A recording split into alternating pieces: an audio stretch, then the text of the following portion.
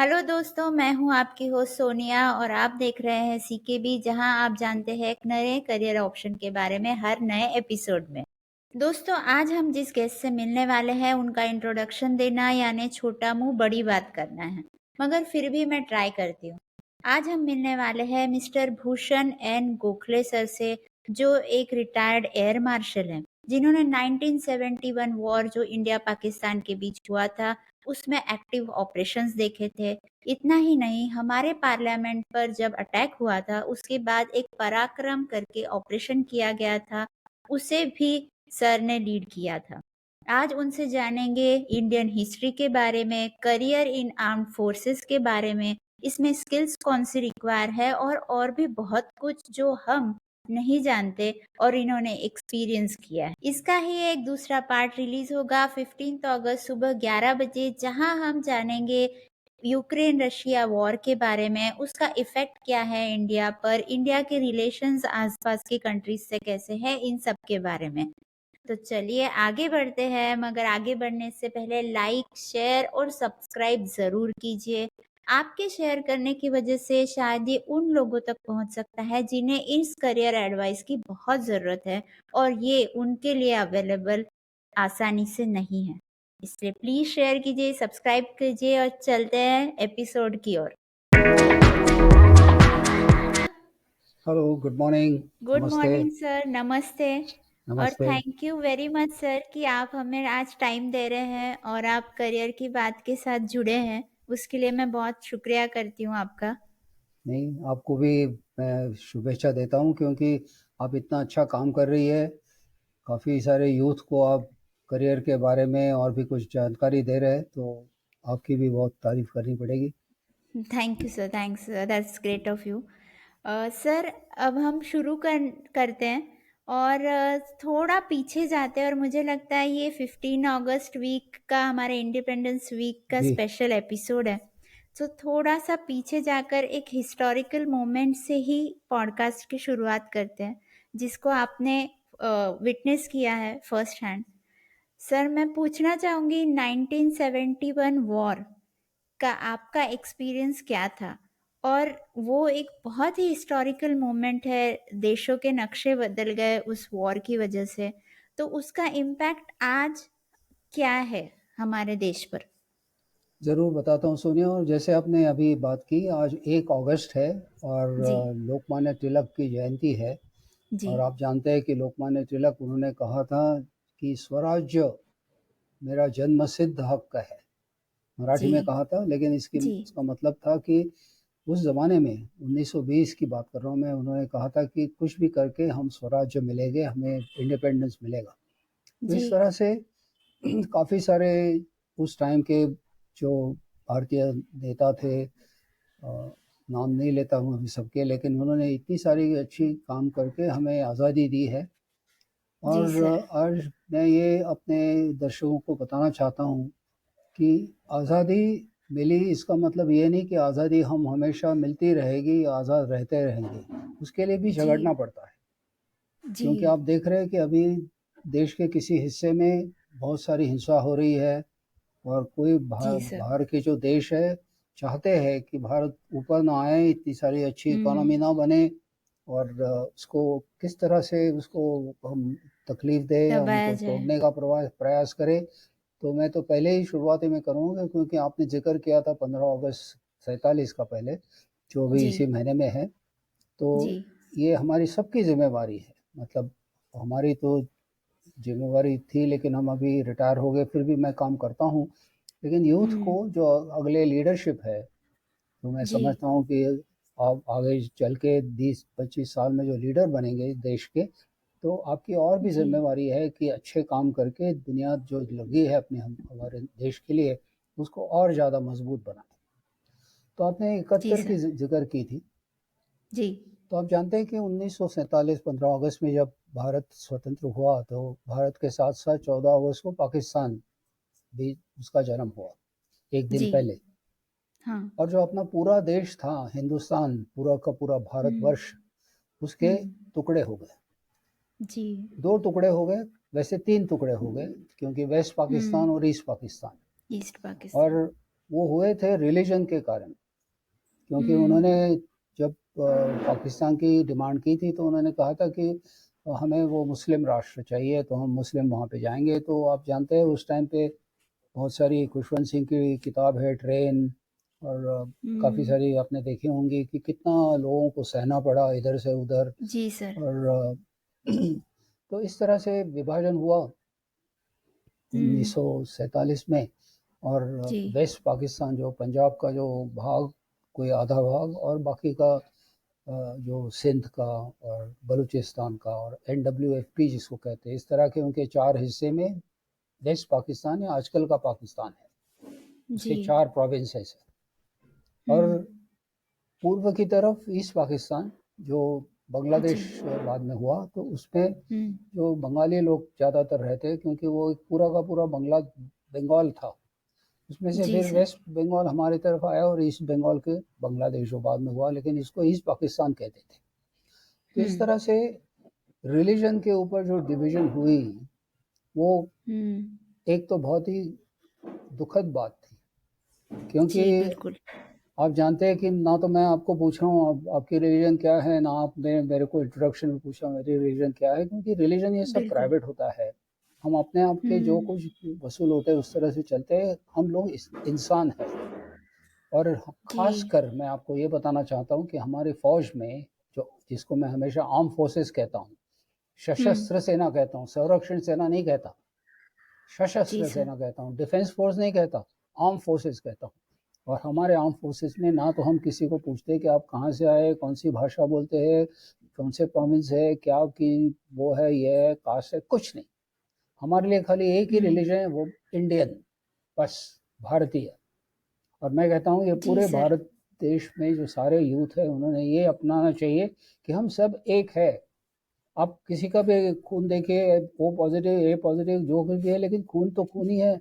उस टाइम पे थोड़ी कोई जी सर। बताता है कि नहीं आप नहीं पंजाब के है, उत्तर प्रदेश के, आसाम के है, या कुछ है। तो ये जो बिना जी बात सर। के जो चल रहा है, मैं उसके बारे में नहीं बात करूंगा, लेकिन ये तो अपील ज़रूर करूंगा यूथ को कि ये सब पीछे छोड़ दीजिए। अभी हम 75 साल और आगे की सोच रहे हैं, तो आगे की सोचना चाहिए। खैर, जी तो आपने 71 की बात की। आप जानते हैं कि 47 जैसे ही इंडिपेंडेंस हुआ, तो उसी जब कश्मीर जो JNK जिसको बोलते हैं, वो महाराजा हरि सिंह ने इंडिया में आने का अभी सोच रहे थे। एक एग्रीमेंट था स्टैंड स्टिल राइट। का।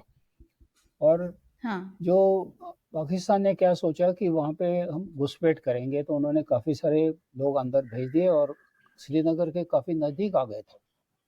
उस टाइम पे ओके। 26 नवंबर को महाराजा हरि सिंह ने एक्सेशन साइन किया भारत में आने का। और जैसे ही साइन किया, ओके। दूसरे दिन हमारे इंडियन एयरफोर्स के हवाई जहाज आर्मी को लेके श्रीनगर पहुंचे और उन्होंने इन सबको पीछे हटा दिया। 1 डेढ़ जी साल लड़ाई चलती रही, लेकिन मैं हमेशा कहता हूँ कि जो कुछ भी गलतियाँ हुई, जो कुछ भी हुआ, वो बात अलग है, लेकिन अभी तक हमारा जो इतिहास और भूगोल जो है, history and geography of independent India, यानी 15 अगस्त 47 के बाद पहली दफ़ा जी हमारे विरुद्ध हुआ। क्योंकि हमारा 1/3 1/3 स्टेट, जिसको हम पाकिस्तान ऑक्यूपाइड कश्मीर कहते हैं, वो अभी तक दूसरों कश्मीर के के। हाथ में है। और उसी से आजकल जी चाइना सर। एक उसकी फ़ायदा लेके उसमें रास्ता बना रहा है, जो वहाँ ग्वादार तक जाता है, बलूचिस्तान। तो इस तरह से जी ये हमारा पहली दफ़ा हिस्ट्री और ज्योग्राफी बदला। दूसरी टाइम बदला 62 में, जब चाइना ने हम पर ओके। अटैक किया और फिर से 90,000 स्क्वायर किलोमीटर जगह उन्होंने ली। उसमें हमारी काफ़ी सारी गलतियां थी। मैं एयरफोर्स का हूँ, हमने हवाई जहाज इस्तेमाल ही नहीं की। हम इस्तेमाल करते तो ओह। जो चाइनीज़ तेजपुर तक आए थे उनको हम प्रिजनर ऑफ वॉर बनाते, क्योंकि हम खाली जो रास्ते थे, उस समय रास्ते इतने अच्छे नहीं थे, आज भी इतने अच्छे नहीं है। तो उसके ऊपर जैसे कि अभी आप पढ़ते होंगे कि पूना मुंबई वो रास्ते में भी दरड़ जी मतलब वो हाँ। जो पत्थर गिरते हैं और पत्थर गिर ट्रैफिक जाते हैं, रास्ता बंद हो जाता है। ट्रैफिक हो जाता है। तो इसी तरह से जी उस टाइम पे हम खाली बॉम्बिंग करते रास्ते पे, तो चाइनीज जो थे 3,000 वो वापस नहीं जा सकते, हम प्रिजनर ऑफ वॉर होते, और फिर लड़ाई अलग तरह से खत्म हुई। जो 20 नवंबर 1962 में लड़ाई खत्म हुई, हमारे विरुद्ध हुई। तो दूसरी बार इतिहास और भूगोल हमारे विरुद्ध। 65 में फिर से पाकिस्तान ने सोचा ओके। कि अरे 64 में नेहरू जी की देहांत हुआ था, और ये 62 में हमने चाइना से हम हारे थे। अब जानते हैं लता हाँ, मंगेशकर का फेमस सॉन्ग 62 के बारे में, बाद में हमेशा लोग कहते हैं वो जो सबके आंखों में आंसू आए थे। तो आंसू आ ये जो जाते हैं। लड़ाई थी, तो उन्होंने सोचा कि 65 में क्यों ना हम फिर से ट्राई करें, और जो श्रीनगर है उसको हम, जो मतलब इंडियन ऑक्यूपाइड कश्मीर उस वो बोलते हैं, लेकिन हमारा जो हाँ, हाँ। वो है उसको हम ले लें। तो उन्होंने जी। कश्मीर लोग जो फिरन वगैरह पहनते हैं उस तरह से अपने आर्मी के 20,000 लोग अंदर, उसको कहते हैं ऑपरेशन जिब्राल्टर, उनकी तरफ से उन्होंने अंदर ओके। भेजे। और उन्होंने सोचा कि 14 अगस्त 1965 में लाल चौक में वो अपना पाकिस्तान का झंडा लहराएंगे। लेकिन ओह! हो हुआ नहीं। हमारे कश्मीरी, मैं जी। हमेशा कहता हूँ आप कि इतने वो भी देश प्रेमी है कि उन्होंने खुद 250 लोगों ने जान गंवाई, लेकिन अपने आर्मी को बताया, पुलिस को बताया, और हमने सबको उनको पीछे करवाया। और पीछे वाह! करवाया खाली नहीं, तो हमारी सेना लाहौर तक पहुंच गई थी। तो असल में हम ओके। लोग वो लड़ाई जीते थे 65 की, लेकिन स्टेलमेट हुआ। आप जानते हैं ताशकंद में शास्त्री जी का देहांत हुआ, और उस टाइम जी। पे जो जो हमने जीता था वो सब वापस कर दिया। तो इस तरह की जो बैकग्राउंड है, इस बैकग्राउंड पे 71 की जो जो मैं कह रहा हूँ लड़ाई। 71 का युद्ध हुआ। और ये जी। कहने की जरूरत क्यों सोची मैंने कि 62 में जब ये हुआ था और हम हारे थे, तो जी। हमारे जैसे जो उस टाइम के यूथ, मैं हमेशा अभी भी अपने को यूथ समझता हूँ, बिल्कुल लेकिन सर। उस टाइम के जो यूथ थे उन्होंने सोचा था कि देश के लिए कुछ ना कुछ तो करेंगे, फौज में जाना चाहिए। तो मेरा बड़ा भाई आर्मी में गया, और ओके। मैं 63 में, और मैं 64 में एयरफोर्स में। तो इस तरह से अच्छा, मेरे ओके। फादर जो पुलिस में थे, सीआईडी में थे। और आपको एक अच्छा ओके। लगेगा सुन के कि उनका इधर में जो पुलिस का म्यूजियम है पूना में, पाषाण रोड पे, उनकी तस्वीर लगी हुई है। सीआईडी में थे, पूरा उनका राइटअप है उसके ऊपर, क्योंकि उन्होंने जो आजकल फेमस हुई है एनफोर्समेंट डायरेक्टरेट, ईडी बोलते हैं हाँ, जिसको, हाँ। जिससे हर लोगों हाँ, को हाँ। भय है, वो उन्होंने एस्टेब्लिश की हाँ। थी। तो वो ओह हमेशा वाओ! कहते थे कि बड़ा लड़का आर्मी में, दूसरा लड़का एयरफोर्स में, तीसरा लड़का होता तो नेवी में भेजता। लेकिन मेरे को सिस्टर है, और उस टाइम ओके। पे लड़कियों को कोई ऐसी कोई ये नहीं थी कि वो सर्विस में जाए। तो जी। उसने भी एयरफोर्स के ऑफिसर से शादी की। तो इस तरह से हम ओके। तीनों जो है आर्मी देश से की थे। सेवा में आप वो मेरे से बहुत है। यंग है, तो 10 साल हमारे, मैं और सिस्टर के बीच में वो है, फर्क है। जी। तो 71 की जब लड़ाई हुई थी, तब मेरा बड़ा भाई जो तेजपुर मिसामारी में था, और मैं बगडोगरा, जो जिसको कहते हैं एयरबेस, जी। बगडोगरा एयरबेस बहुत अहम है। आप यदि मैप ओके। देखेंगे इंडिया का, तो हाँ। जो अभी बांग्लादेश के ऊपर सिलीगुड़ी करके शहर है, और जी। आप उस टाइम सोचेंगे तो ईस्ट पाकिस्तान, बाएं तरफ नेपाल, ऊपर सिक्किम और भूटान, ऐसा जो जगह है उसमें से 40 किलोमीटर खाली कॉरिडोर है जो भारत और पूरे असम वैली को कनेक्ट करता है। जोड़ता 40 है, किलोमीटर का। राइट। तो जी। उसके अंदर ये बगडोगरा एयरफील्ड है, इसलिए उसका स्ट्रेटेजिक इम्पोर्टेंस जो है वो बहुत अहम वो है। बहुत है। तो जी। मैं वहाँ पे फाइटर एयरक्राफ्ट का वो था, फाइटर हवाई जहाज चलाता था। और हमने जी। हमेशा, हर एक का एक ड्रीम होता है कि आप देश के लिए कुछ लड़ाई करें और अपना कुछ करें। तो इस तरह से हम दोनों भाइयों को वो मिली। और 71 की लड़ाई में पहले 3 दिन में हमने काफ़ी सारा कुछ वहाँ पे काम किया था। और आप जब पूरा हिस्ट्री पढ़ेंगे 71 का, तो आप समझ जाएंगे कि ईस्ट पाकिस्तान में जब उसका उनका जो एयरफोर्स था वो तो एकदम बिल्कुल नाकाब बन गया था। तो इसलिए फिर हमें 4 दिन के बाद में बताया गया कि आप अभी वेस्ट को जाइए। तो वेस्ट पाकिस्तान को अच्छा। जो बीकानेर है, बीकानेर के वहाँ पे हाँ। एक एयरफील्ड है नाल करके, वहाँ पे हम गए। और कहने ओके। की बात यह है कि हमारी पहली जो सॉर्टी थी उसमें जो मेरे कमांडिंग ऑफिसर थे, वो पाकिस्तान और भारत का जो बीच का रास्ता जो होता है, नो मैन लैंड कहते हैं, उसमें उनका हवाई जहाज को गोली लग गई थी तो उन्होंने इजेक्ट किया और फिर वो oh! Senior most prisoner of war बने। 1.5 साल के बाद में वो वापस आए इंडिया। अभी तो नहीं है, वो ओह! गुजर गए, लेकिन हाँ, वो हाँ। उस टाइम विंग कमांडर कोयलो मेरे CO senior most hmm. Prisoner of war बने। और हुँ, वैसे ही हुँ, एक हुँ। फ्लाइट 11 डिकोस्टा करके जो मेरे साथ थे, वो पूना के थे, तो उनकी उनका हवाई जहाज वापस ही नहीं आया, उनकी मौत हो गई थी।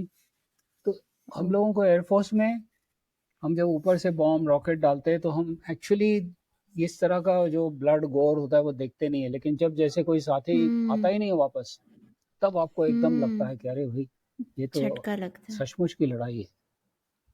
जी। तो इस तरह से फिर बाद में हम पठानकोट गए और पठानकोट में फिर सीज फायर हुआ। इस तरह हुँ। से हमने तो जीता था।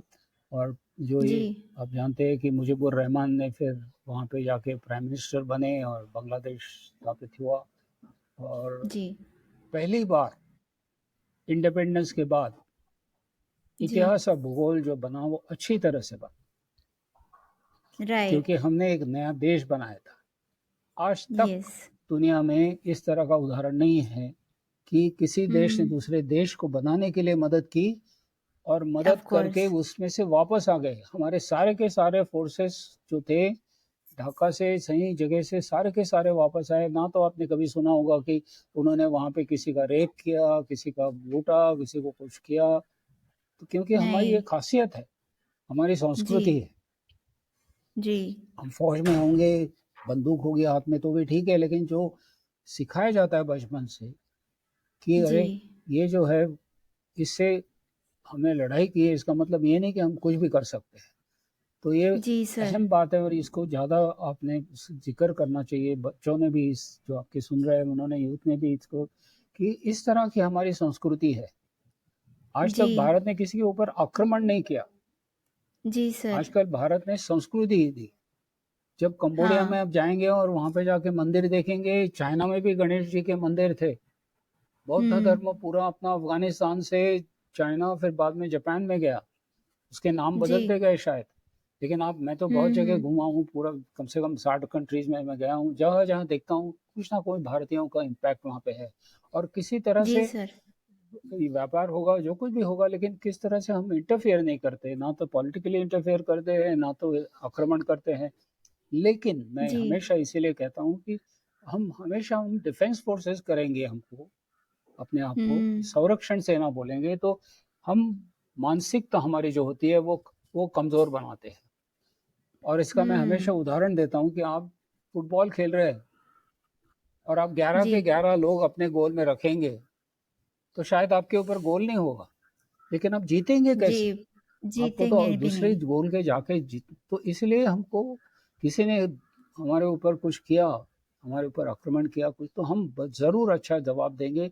और इसीलिए आजकल आपने जो हुँ। उरी का देखा है और जी, बालाकोट में जो सर। हवाई जहाज ने जाकर किया है, ये इसी जी, तरह का जो सर। बदल है वो अभी है हाँ। कि हमारे आत्मविश्वास बढ़ गया है कि हम कर सकते हैं। लेकिन अभी तक हम हुँ। नहीं कर रहे थे, इसका मतलब ये नहीं कि हम कमजोर हैं। कमज़ोर है।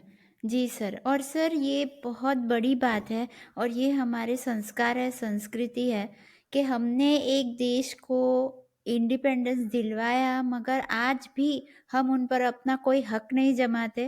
बिल्कुल। हमने वो उन्हें ही दे दिया है और हम अपना देश हम सँभाल रहे हैं और उन्हें मदद भी कर रहे हैं, जी, अपना देश सँभालने में, मगर हक नहीं जमाते। जी, ये बहुत बड़ी बात है हमारे, और ये पूरी धरती पर सिर्फ हमारा ही देश है जो ये करता है। So that is great.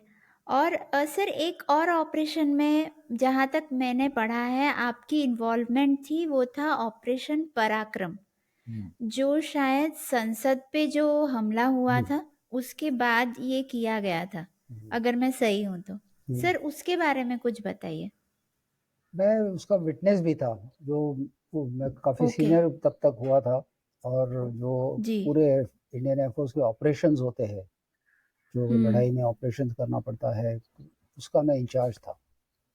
और ओके। मैं जो आपने दिल्ली में यदि देखा होगा तो विजय चौक है, और हमारा जी, वायु जी सर। भवन जो है एयर हेडक्वार्टर्स उसी के हुँ, नज़दीक है। तो हमारी हुँ, जो खिड़की है, तो खिड़की से हमें राष्ट्रपति भवन भी दिखते हैं और वहाँ से नॉर्थ ब्लॉक, साउथ ब्लॉक, और थोड़ा झाँक के देखो हुँ, तो पार्लियामेंट भी दिखता है।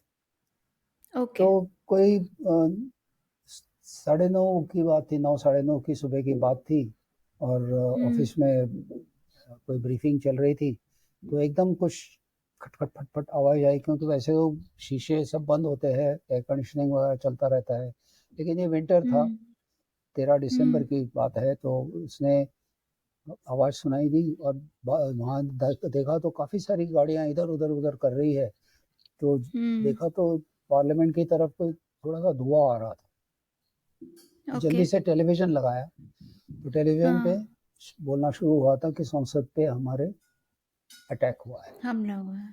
और उसके हुँ, बाद वो जो वहाँ के जो मतलब जो लोग थे वहाँ पे, उन्होंने उसके उनको आतंकवादियों को मारा, और उसके हुँ, बाद में काफ़ी सारी, आप जानते हैं कि इंक्वायरी हुई, सब कुछ हुआ, वो बात अलग है। जी सर।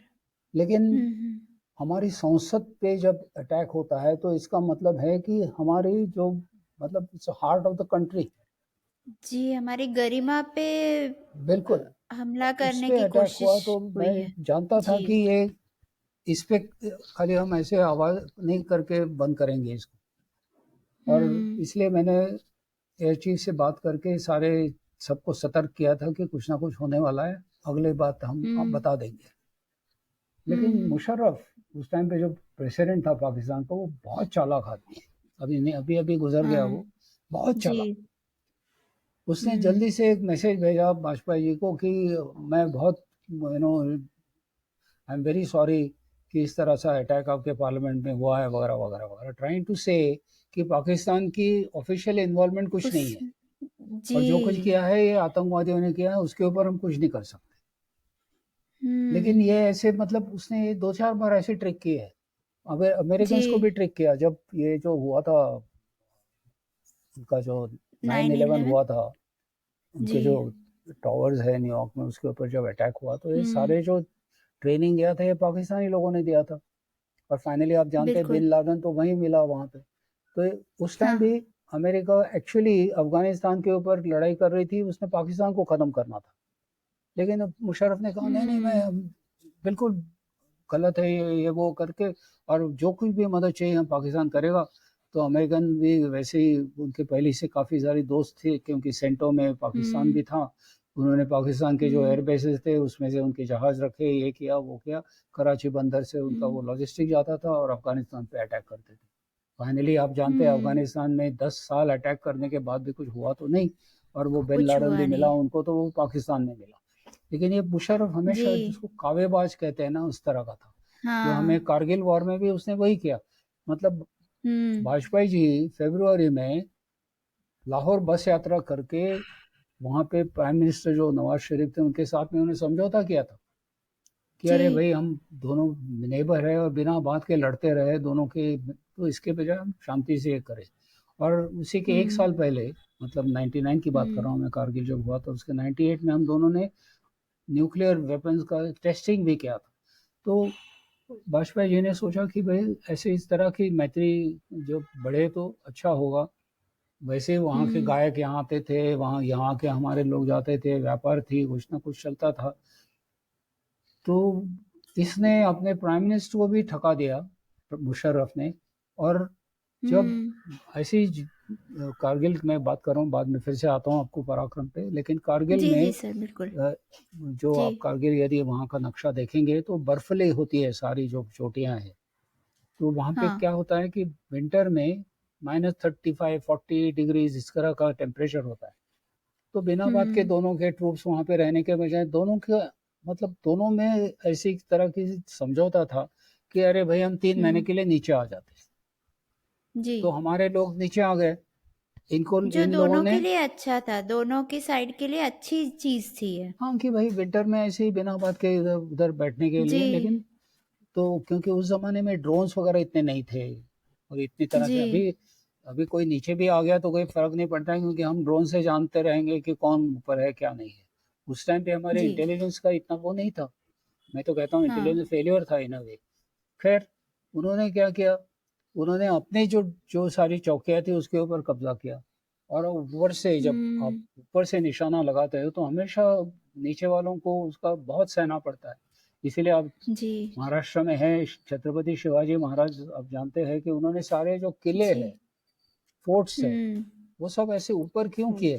क्योंकि वहां से एक तो आप सब नजर रख सकते हैं, और दूसरे किसी को हाँ, उसके ऊपर अटैक करना होगा तो उसको नीचे से आएंगे तो आप ऊपर से उसको गोलियां मार के उसको, तो रोक हमेशा सकते हैं। हाइट्स का अहम, और एयरफोर्स का इसीलिए महत्व यह है कि हम हाइट से ऊपर से कुछ भी कर सकते हैं।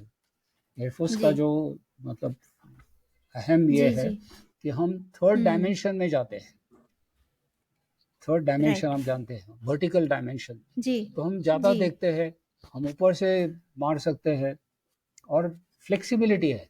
आज हमने बोला कि भाई आज हुँ, लाहौर में करना है अटैक, तो हम लाहौर में कर सकते हैं। आपने बोला कि नहीं सियालकोट में करो या मतलब कराची में करो, तो हम कर सकते हैं।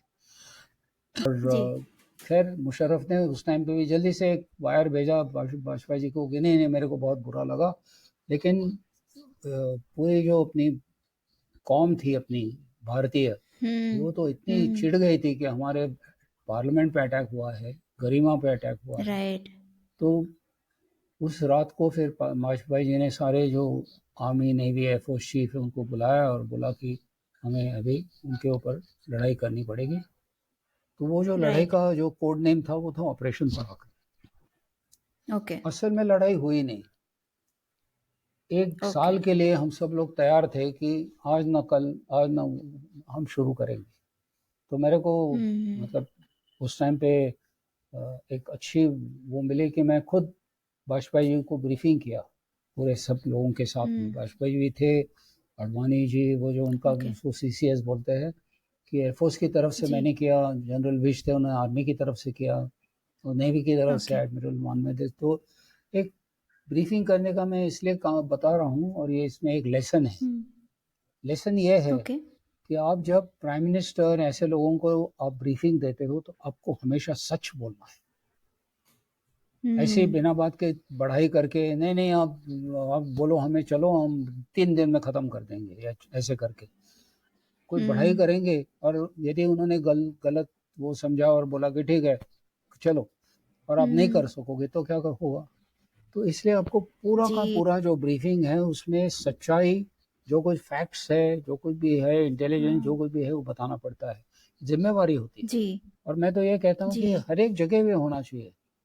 जो हर एक विलेज में भी यदि आप, जो मुखिया होता है वहाँ का, जो दरोगा होता है हाँ, वहाँ का, कोई भी होता है, जो सब ने मिलकर जब एक टेबल पे डिस्कस किया और सच बोले सारे के सारे कि अरे भाई वो उस रोड में वो नहीं है, उस तरफ पानी नहीं आ रहा है, उधर में हुँ, बिजली की तार कटी हुई है, जो कुछ भी है, जी सर, और उसमें स्वार्थ नहीं होना चाहिए।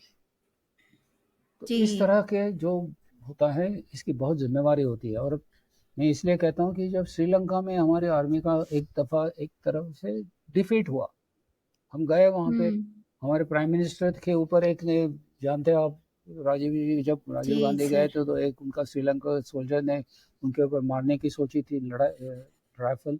और उसके बाद में हमारी आर्मी हुँ, तो डिफीट हो गई एलटीटी से, क्योंकि हमने पढ़ाई हुँ, की थी, क्या है हम खत्म कर देंगे उनको, हुआ नहीं। हुँ, तो ये जो जी, है, हमेशा जो सीनियर लोग होते हैं, जैसे मैं जब था सीनियर, तो हमारे ऊपर एक जिम्मेवारी होती है, ये हमेशा याद रखना चाहिए कि सच बोलना चाहिए, जी, जो कुछ भी हो। जी, इसका गट्स होने चाहिए सच बोलने के लिए, क्योंकि सच कभी कभी जी। कड़वा भी होता है। से हम जो यंग जनरेशन है, जो मुझसे भी छोटे हैं, आज कॉलेज में हैं, उन्हें भी ये सीख मिलती है कि आप जो भी सिचुएशन में हैं, आप फैक्ट्स बिल्कुल, देखिए, आप स्ट्रैटेजिक डिसीजन लीजिए, ना कि किसी भावना में जाकर या थोड़ा एक्साइट होकर। एक्साइटमेंट अपनी जगह होती है, मगर facts and figures, strategic decision ये अपनी जगह होते हैं बिल्कुल, और उन्हें उतने ही ऑनेस्टली लेना चाहिए। बिल्कुल। मतलब दूसरों को जी, खुश करने के लिए, कि उनको अच्छा सुनाई जी। दे कुछ है, तो उसके लिए आपने कुछ बढ़ाई बनाई कि अरे नहीं नहीं ये है हमारा बिजनेस बढ़ जाएगा, हम अभी है कोई 100 करोड़ है जी, तो अभी 5 साल में हम 1000 करोड़ करेंगे, ये करेंगे, वो करेंगे, और शायद उसने सोचा कि भाई हाँ ये ठीक कर रहा है, लेकिन आपने पूरा उसका डिटेल एनालिसिस नहीं किया होगा, तो फिर आप जी, गलत रास्ते पे जाओगे। Correct, right sir. तो सर फिर आपने जब ये ब्रीफिंग दिया प्राइम मिनिस्टर को, उस सॉरी हाँ वाजपेयी जी को, तो उसके बाद में क्या हुआ सर? नहीं, वो क्या हुआ, क्यों नहीं हुआ आगे? उसने आगे, मैं जैसे कह रहा था कि लड़ाई नहीं हुई इसलिए क्योंकि हमारे दोनों देशों पे अमेरिकन लोगों ने बहुत सारा प्रेशर डाला, क्योंकि अमेरिका वहाँ पे डिप्लॉयड थी पाकिस्तान में एक तो, और दूसरे जैसे मैंने हुँ, बताया कि हम दोनों तब तक अण्वस्त्र जो बोलते हैं ना, न्यूक्लियर पावर्स हुँ, थे। तो हुँ, हुँ। वो जानते थे, अभी भी आप जानते होंगे शायद, कि पाकिस्तान एक अनस्टेबल कंट्री, जी। वहाँ पे एक्चुअली आर्मी चीफ चलाता है। इमरान ने हुँ, उसको चैलेंज किया तो इमरान को उन्होंने ढकेल दिया। तो हुँ, ये अभी चला रहे वो प्रेसिडेंट है नाम के वास्ते। वहाँ पे जो हुँ, सुप्रीम कोर्ट के जज है वो भी है, वो सुनते हैं आर्मी चीफ की। तो इस तरह से वहाँ हुँ, पे जो ट्राइका बोलते हैं, जो वो असल में आर्मी चीफ चलाता है जो कुछ भी है। ओके। और इस बार तो जब आप जानते हैं कि तहरीक इस्लाम, जब उन्होंने इसकी पार्टी जो है इमरान खान की, तो उसने जब हुँ, काफ़ी सारा बीच में जलवा हुआ, वहाँ पे अटैक हुआ और आर्मी के कमांडर के घर के अंदर में घुस गए, तब उसके बाद में उन्होंने इमरान को एकदम प्रिजनर बना दिया है। और हुँ, वो तो हमेशा बात करता है कि मेरे को मार देंगे ये लोग, इस तरह से, हुँ, क्योंकि वहाँ पे राइट। फ्रीडम नहीं है, इतनी गरीबी है। लेकिन उनको ये जो अकल नहीं आ रही है कि भाई अपना भारत के साथ में आप संबंध अच्छे रखेंगे तो आपको बिना बात जी, के जो आप पैसे खर्च कर रहे हो या इस इधर उधर से मांग के टैंक और हवाई जहाज और ये ले रहे, इसके बजाय आप अपने लोगों को अच्छी तरह से पढ़ाई सिखाई कुछ करो और व्यापार करो। क्या जी, उसके डॉलर डॉलर के उसकी कीमत कोई 200 रुपये हो गई है या 300 रुपये राइट, हो गई है पाकिस्तान की, मेरे को अभी जी, आज का मालूम नहीं है, लेकिन इस तरह से वो, यस, करेक्ट है। तो पराक्रम अ, में लड़ाई हुई नहीं, इसलिए कि उनके हुँ, ऊपर, हम लोगों के ऊपर काफ़ी प्रेशर था कि भाई आप पूरी लड़ाई मत करो। जी, ये जो पाकिस्तान की आप कह रहे थे, इसी तरह से हम हमेशा हमारे सारे नेबर को कहते हैं कि भाई किसी हुँ, के बोलने से आप, उनकी संस्कृति हमारी संस्कृति में फ़र्क नहीं है। अब मैं तो नेपाल हाँ, गया हूँ, भूटान, सभी जगह गया हूँ, सभी वही अपने लोग हैं। मतलब आप जी, जानते नहीं होंगे तो अभी अमेरिका, शायद आप घूमे होंगे अमेरिका में, इंग्लैंड में, यूरोप में वगैरह, पाकिस्तानी लोग अपना पासपोर्ट छुपाते हैं, और किसी किसी ने उनको पूछा आप इंडियन है, बोलते हाँ, ओह! क्योंकि वो पाकिस्तानी बोलेंगे तो लोग एकदम डर जाते हैं, अरे ये भाई आतंकवादी आ गया हाँ, कहाँ। जी, मतलब इतना खराब उनका नाम हो चुका है पूरे बिल्कुल, देश, पूरी बिल्कुल। दुनिया में। हुँ। सर आपने एक बात कही थी शुरुआत में कि आपके जो सिस्टर थे तब वो जा नहीं पाए थे आर्मी में या फ़ोर्स में, क्योंकि तब ऐसी कोई प्रोविज़न थी नहीं। सर आज लेडीज़ के लिए क्या प्रोविज़न्स है आर्मी में और बहुत अच्छा कैसे सवाल पूछा जा आपने, सकते हैं? बहुत अच्छा सवाल जी। पूछा, क्योंकि मेरे को याद है, मैं 91 92 में अमेरिका में कोर्स कर रहा था, 1 साल के लिए हम एयरफोर्स की, और उनके एयरफोर्स ओके। में तो लेडीज़ थी, और उसमें से एक प्रिजनर ऑफ वॉर भी बनी थी, गल्फ वॉर जो पहला हुआ था उसमें, जो 91 में हुआ था, और वो मेरे कैंपस हुँ। में थी। उसकी जो मेरे को याद है अभी तक, उसकी जो कार की प्लेट थी, उसको वैनिटी प्लेट कहते हैं, जो कार के लोग आजकल भी इधर आप देखते होंगे नंबर लेते हैं कोई पैसे जी, ज़्यादा दे के आरटीओ से, तो उसकी जी। वैनिटी प्लेट थी POW 1, you know, okay. Prisoner of war हाँ। 1, ऐसे करके, और फिर बाद में वॉव! जो नंबर था जो कुछ भी है अलाबामा का वो था उसका। लेकिन कहने की बात यह है कि हमें उस टाइम पे, मेरे को आदेश मिला था इंडिया से कि ज़्यादा आप ज़रा जानकारी लीजिए कि किस तरह से उनका लेडीज़ को इंडक्ट करते हैं, और ओके। उनके लिए क्या क्या मतलब सुविधा भी है, और कैसे प्रिकॉशंस क्या क्या होता है, क्योंकि आप जानते हैं सेक्सुअल हैरेसमेंट जो होता है उसके बारे में भी हुँ। काफ़ी सारा सोचना पड़ता है, क्योंकि जब जी। कहीं लड़की घर से कहीं दूर असम के किसी स्टेशन में हो तो लोगों को, अपने घर वालों को हमेशा चिंता होती है कि भाई क्या हो रहा होगा जी वहाँ पे सर। वगैरह वगैरह। तो ये हाँ। सारे के ऊपर ठीक तरह से विचार करके, ये जानता हूँ मैं हाँ। 92 में हमने पहले, वैसे हमारे डॉक्टर्स तो हमेशा थे, डॉक्टर्स ओके। लेडीज या नर्सिंग ऑफिसर लेडीज वो तो हमेशा थी, लेकिन जो हम्म। फाइटिंग कॉम्बैट फोर्सेस में जो फाइटिंग। नई, हम्म। उसका 92 से शुरू हुई। और एयरफोर्स में हम्म। हमने पहले शुरुआत की थी technical officer, education officer, logistics officer, जो मतलब फ्लाइंग नहीं करते वैसे बात। तो ओके। उनकी अच्छी शुरुआत हुई और मेरे को जानता हूँ जैसे मैं वापस आया और मेरे ही स्टेशन में मेरे नीचे जो मैं पोजीशन था, दो लड़कियां थी, दो ऑफिसर। ओके। और मैं भी बड़े भाई की तरफ उनको प्रोटेक्ट करता था। तो और वो जी। हमेशा कहती थी, सर नहीं, please treat us like any other. लेकिन मतलब लगता था कि भाई इनको नाइट ड्यूटी में लगा दे तो जी। अपनी जिम्मेवारी होती है। इस तरह से मतलब हाँ। पहले पहले सोच, लेकिन अभी बदल गई काफ़ी सोच में। हमने फिर उनको हेलीकॉप्टर पायलट बना दिया, ट्रांसपोर्ट पायलट बना दिया। आप जानते हैं कि ओके। वो गुंजन सक्सेना कारगिल के युद्ध में थी, उसका एक जी। पिक्चर भी बना जी था सर। बाद में, काफ़ी सारे लोगों को फिर जी। अवार्ड भी मिले। और फिर उसके बाद में फाइटर फ्लाइंग भी कर रही है अभी वो, कांत करके जो लड़की है। और ओके। आप बालाकोट की बात कर रहे हैं तो रेडार ऑपरेटर भी है जो होते हैं, बहुत इंपॉर्टेंट हाँ। होते हैं। हाँ। तो जैसे कि जब ओके।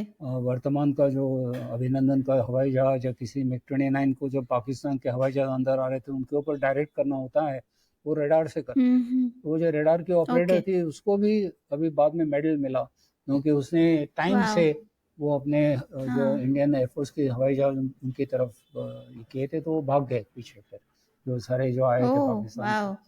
तो इस तरह से लेडीज बहुत अच्छी तरह से मतलब अभी कर रही है। और कम से कम एयरफोर्स में तो सबसे ज़्यादा है। और कॉम्बैट अच्छा। मैंने कहा ओके। वो ऐसे भी है, कोई एग्जैक्ट आंकड़ा मेरे को अभी याद नहीं है, लेकिन कोई 600 कोई ऑफिसर्स है अभी। और वाओ। अभी नेवी ने भी शुरुआत की है काफ़ी, मतलब उनको शिप पे जाने के लिए, क्योंकि क्या होता है शिप में, एक तो मतलब कंजेस्टेड होता है, और हम्म। मेन चीज़ होती है प्राइवेसी, जो लेडीज़ के लिए जो एक टॉयलेट की प्राइवेसी वगैरह वगैरह ना। तो जी। अभी इंडिया में भी है, जैसे जहाँ पे मैं सीखा हूँ, तो इंडिया में हम्म। और हमारे लिए ऐसे जो होती है शिप वगैरह, वहाँ पे सारे जेंट्स होते हैं तो हम ज़्यादा वो नहीं करते, सब पूरा खुला खुला होता है वहाँ पे। तो लेकिन जब हम्म। लेडीज़ होती है तो उसको पार्टीशन वगैरह लगाना, ये वो तो ऐसी चीज़ें फिर शुरू हो गई है उसके जैसे हम्म। ज़माने के साथ में। तो जी। और अभी सीनियर लोग हो रहे हैं काफ़ी, एक तो कमांडिंग ऑफिसर भी बन गई है। तो ओह जो वाओ। मतलब 93 से शुरू हुई है, तो अभी कम से कम मतलब 30 साल की बात कर रहे हैं हम। तो 30 साल में जी। काफ़ी सारे बदल हो गए हैं, अच्छे बदल हो गए। वाओ। और आपको एक वाओ। बताना चाहता हूँ कि मैं इधर पूना में महाराष्ट्र एजुकेशन सोसाइटी का अध्यक्ष हूँ, चेयरमैन। ओके। हमारे जी काफ़ी सर। सारे कॉलेजेस स्कूल्स हैं, उसमें से एक बहुत हमारा अहम स्कूल है, वो है रानी लक्ष्मीबाई सैनिक स्कूल, पूना के नज़दीक है। ओके। उसमें 650 हम्म। लड़कियां हैं, और वो घोड़े घोड़े चलाती है, बंदूक चलाती है, यूनिफॉर्म में रहती है हमेशा, सैनिक स्कूल है। और उसमें से 16 वाओ। लड़कियां आर्मी नेवी एयरफोर्स में गई है, इतनी कॉन्फिडेंट से बात करती वाह। हैं। और अब जी। इंडिया में जो लड़कियां हैं, उनकी जो इंचार्ज है कॉन्डिडेट ओके। टोकेकर, वो भी हमारे स्कूल की है, जो बाद में एयरफोर्स में जाके वाओ। अभी एनडीए में पोस्टिंग हुई इसकी। और वो उनका वो जो है, और इस साल तो रिकॉर्ड हो गया है। पहले तो 17 थी, आज मैंने कल या परसों पढ़ा है, अभी अगली जो एनडीए का बैच है उसमें कोई 47 लड़कियां होंगी। वाह दैट्स मतलब ये तो बहुत ही अच्छी चीज़ है सर, और ये और अग्निपथ लड़कियां शुरू इतने हुआ आपने, उत्साह से आ भी रही है। अग्निपथ आपने सुना है ना, अग्निपथ, ये जो मतलब जी सर, मैंने नाम 9 इयर्स जी। का, 9 इयर्स का जो जी। शॉर्ट ये, जी। उसमें भी जी। बहुत सारी लड़कियां आ रही है। सर मैं पूछना चाहूँगी कि आर्मी में आज अगर हमें कोई सुन रहा है जो 12th पास है, जो आर्मी में जाना चाहता है, उसने क्या प्रिपरेशन करनी चाहिए? एक तो मैंने कहा कि अपनी मानसिकता हमेशा जो है वो ऑफेंसिव होनी चाहिए। मतलब कैसे कि डर हुँ। के नहीं काम करना। हुँ। मतलब हम बॉक्सर या रेसलर की ज़रूरत नहीं है, ये क्योंकि जो कुछ आप कोई भी गेम खेलेंगे ना तो इधर से होता है गेम, हाथ से ज़रूर जी खेलेंगे, बैडमिंटन खेले जो कुछ भी, लेकिन इधर से होता है वो। तो आपकी यहाँ की जो है दुर्बलता नहीं होनी चाहिए, एक तो वो। जी इसलिए आपने जी जो कुछ भी पढ़ना है, जो कुछ भी आपने किसी के चरित्र पढ़ने हैं, किसी की बात करनी है, तो हमेशा अच्छे लोगों के पढ़ो, पॉजिटिविटी करो। आप ये सोशल मीडिया जी पे जो इधर उधर के करते रहते हो ना, उसके बजाय आप जो अच्छे लोगों के चरित्र पढ़ो, जो कुछ भी है जिससे आपको ऊर्जा मिले। अब्दुल जी कलाम जी के पढ़ो, किसकी भी मतलब पढ़ो आप, लेकिन एक तो वो करना पड़ेगा, और दूसरा आपको काफ़ी सारा एनलार्ज रीडिंग करना पड़ता है, क्योंकि अभी आप देखेंगे तो आजकल तो अपने तीनों सेना बहुत देशों के साथ में सराव करते हैं।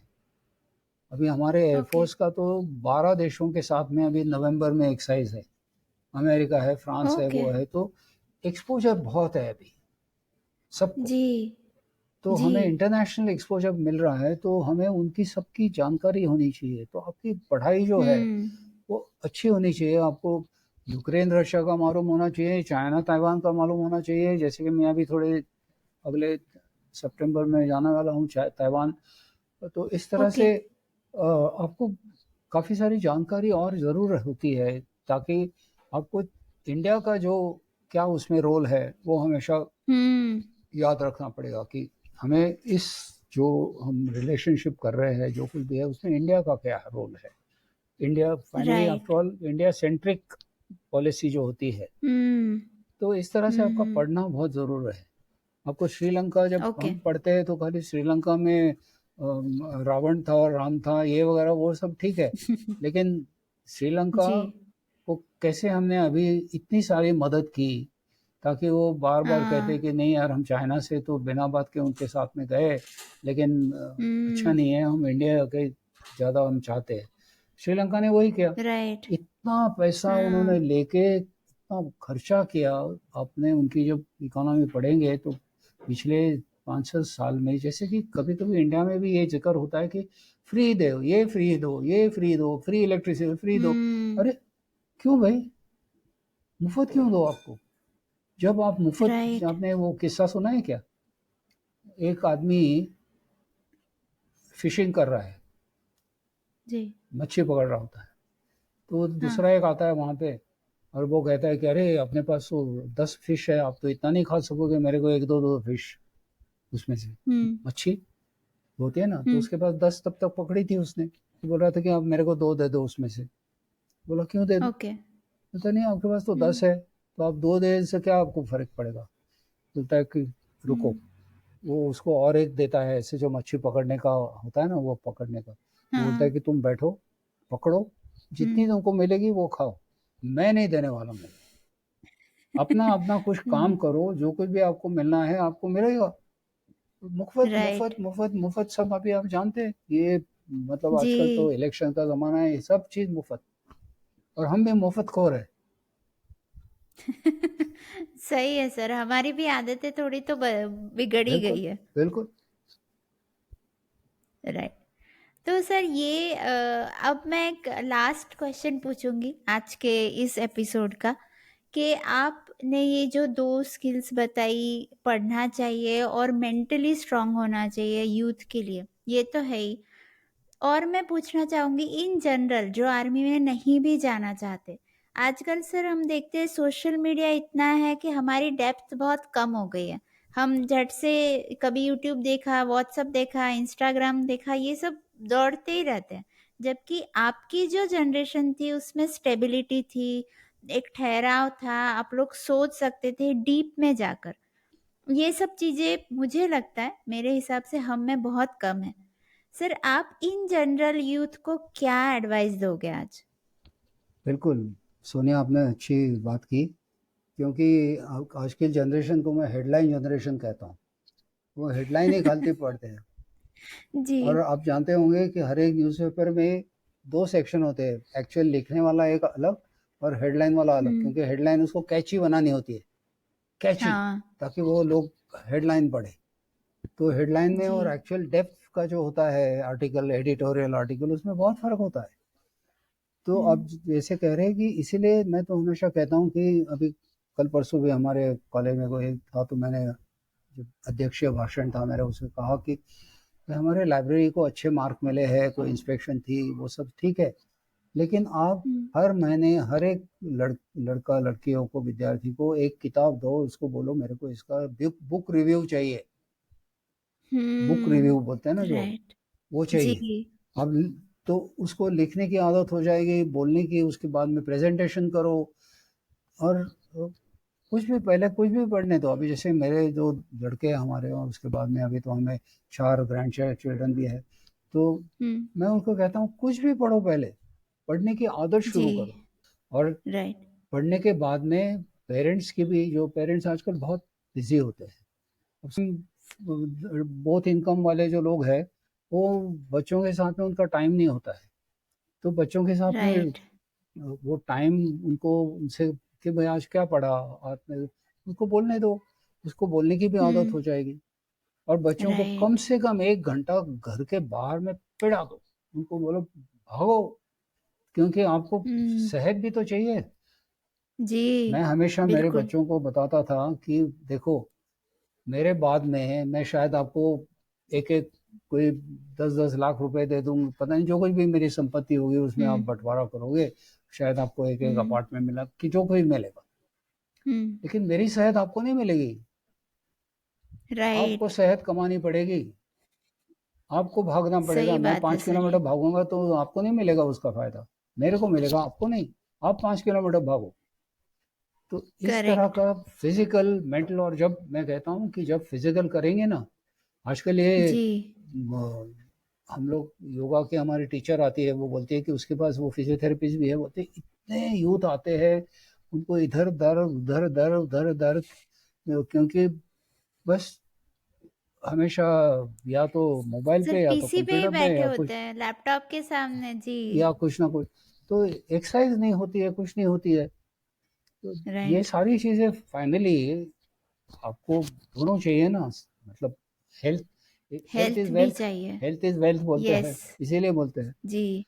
तो मैं तो जी। कहूँगा सबको, मतलब यूथ को भी, सभी को, सभी उम्र के लोगों को, कि आप स्वास्थ्य रखो, पढ़ाओ, पढ़ाई अच्छी, सोच रखो, पॉजिटिविटी रखो। मैं अपना एक्सपीरियंस कह सकती हूँ सर कि जब मैं योगा सेशन जाती हूँ तो जो मेरा मूड होता है, जो मेरा दिन गुजरता है, वो उसकी क्वालिटी, और अगर मैंने वो सेशन स्किप कर दिया या 2-3 दिन मैंने गैप छोड़ दिया तो उसकी क्वालिटी में ज़मीन आसमान का फ़र्क होता है। एक पॉजिटिविटी जो है अंदर से आती है एक्सरसाइज करने से, अच्छी हेल्थ से और अच्छा फूड खाने से। आजकल जंक भी बहुत खाने लग गए, बिल्कुल। मुझे लगता है एक वो भी चीज़ है। सो आज का ये एपिसोड का फर्स्ट पार्ट है सर, आज हम यहाँ इस पार्ट के लिए रुकते हैं अब। So thank you very much. मैं फिर से हाथ जोड़कर आपको बहुत बहुत धन्यवाद देती हूँ क्योंकि आपने बहुत समय और बहुत अच्छी बातें बताई है जो बहुत लोगों के काम आएगी। Thank you. जय हिंद। या जय हिंद। जय